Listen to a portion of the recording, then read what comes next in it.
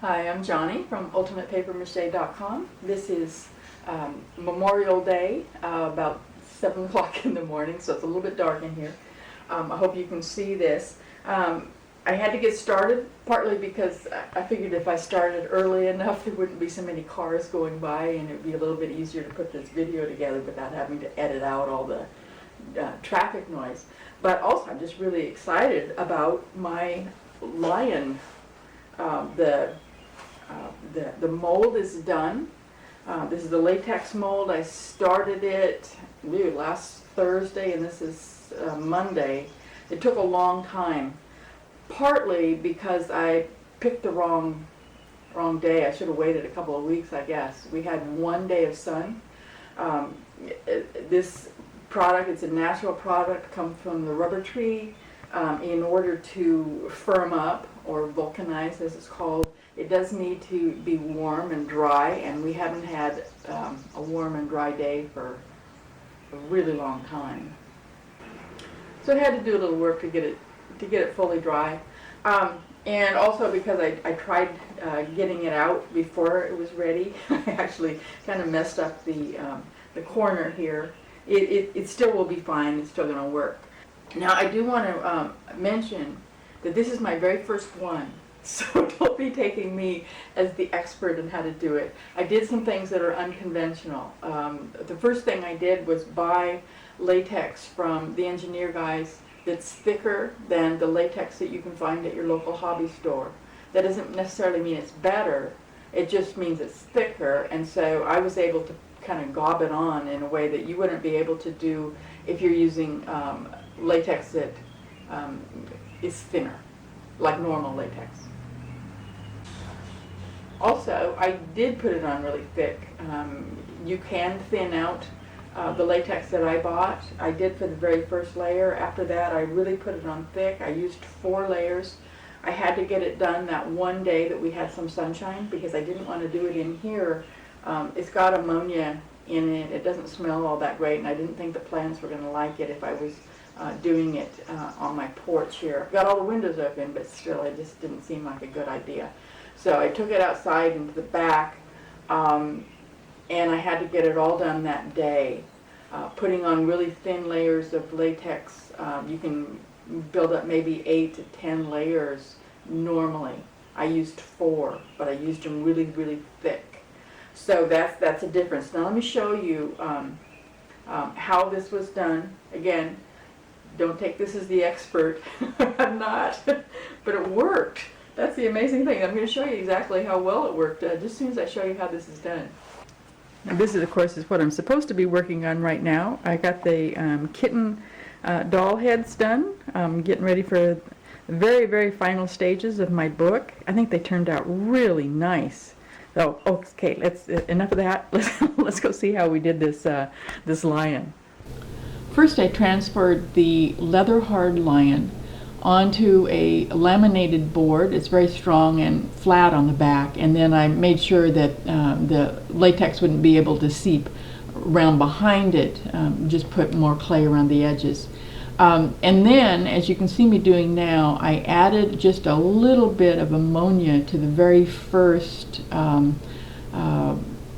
bit of latex that I was going to be using. You can see from the tub that this is really, really thick, and if you were to put it on without thinning it on the first layer, I'm pretty sure you'd end up with some air bubbles and just some voids that would show up in the final piece.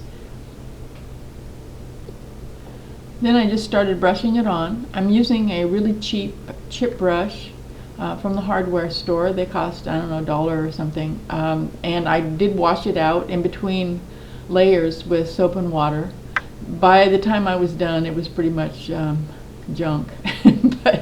but it worked for one lion, so that was all I really needed. As you can see, I hope, I'm stippling it on there. Not brushing it, but actually kind of pouncing the brush on to get it into all of the little details. And I'm going to be doing this over the entire lion. This is the first layer, and it's the thinnest layer that I put on. And here I'm just finishing up that first coat, filling it all in. It takes quite some time. You have to do this quite carefully, and so you need to take your time and get every single detail. Otherwise you're going to end up with those air bubbles and voids that would ruin the final piece. I let it dry for about an hour until I could touch it without it coming off on my fingers. It was nice and warm that day, and there was a nice breeze.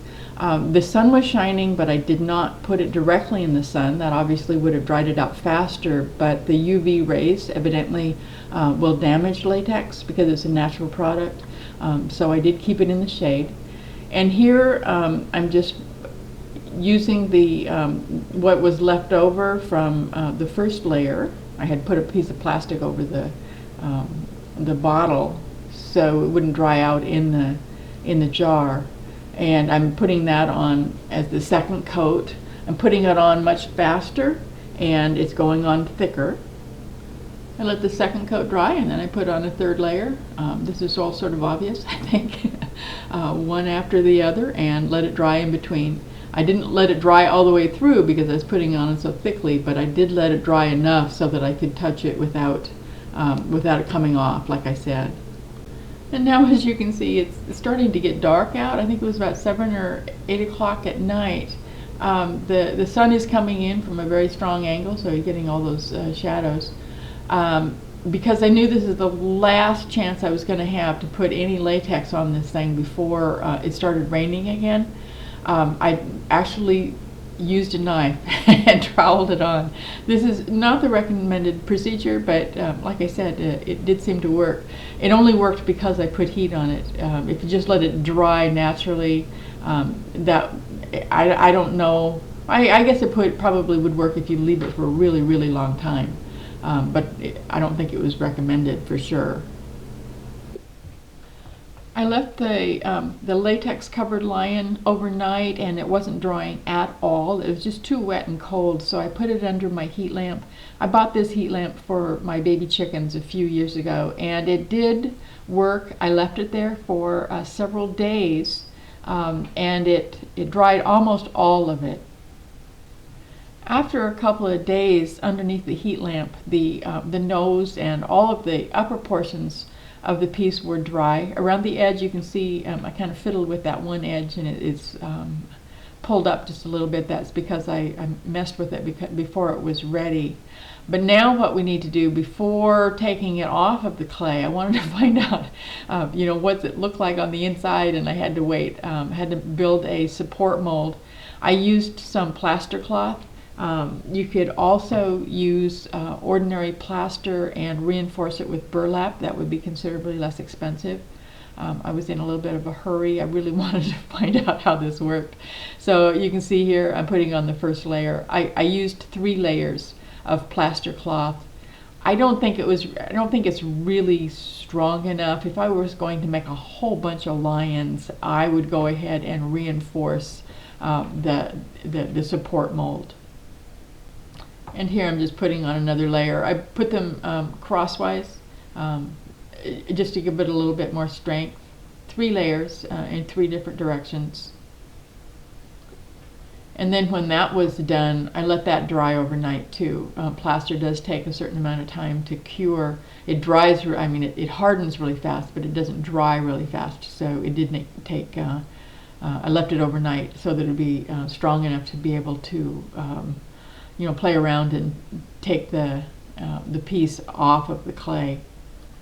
The area right around the edge where the latex had kind of slumped, and it was put on really, really thick around that edge anyway, because it was beveled in just a little bit in order to protect the concrete from chipping. Once the piece was actually done, I wanted a nice beveled edge on the lion. Didn't want a knife edge, on that mane. So that portion right around the edge was still very delicate, and I didn't want to pull on it because I was afraid I was going to damage it. So as you can see here, I'm very carefully removing the clay from the inside. And then when enough of the clay was loosened up around the edge, I was able to go ahead and pull off that plaster support mold. And then, of course, it was a fairly simple matter of just unfolding, kind of just pulling the latex off of the clay model. I did it very, very carefully, again, because that edge had still not vulcanized. It wasn't finished yet, and it did need to have a little bit more time in a heated environment in order to finish that up. After I got the clay out, which I did very carefully, of course, like I said, because the latex was still a little bit fragile around the edges, then I took this and the support mold, put it over my furnace vent, put a box on top of it, kind of created a convection oven, and that did really well. I vulcanized it, which is the traditional way, actually, what the industrial method of vulcanizing latex is by heat, and so it works really well. So now I have a lion with absolutely every detail that was in the clay model. The brush strokes are there. There's no air bubbles at all. I was really surprised by that because I didn't thin the latex very much. And you can see when I was dabbing it on, it wasn't thin like I had really thought I was supposed to, but it still came out really, really nice. So next step, I'm going to go to the Lowe's this morning. I ordered some what's called Quick Wall. It's a product that is used in construction. And a lot of people on garden forums are using it for their outdoor sculptures. So as soon as I get back from Lowe's, I'm going to go ahead and mix some up and make my very first lion. Wish me luck. Come visit me, ultimatepapermache.com.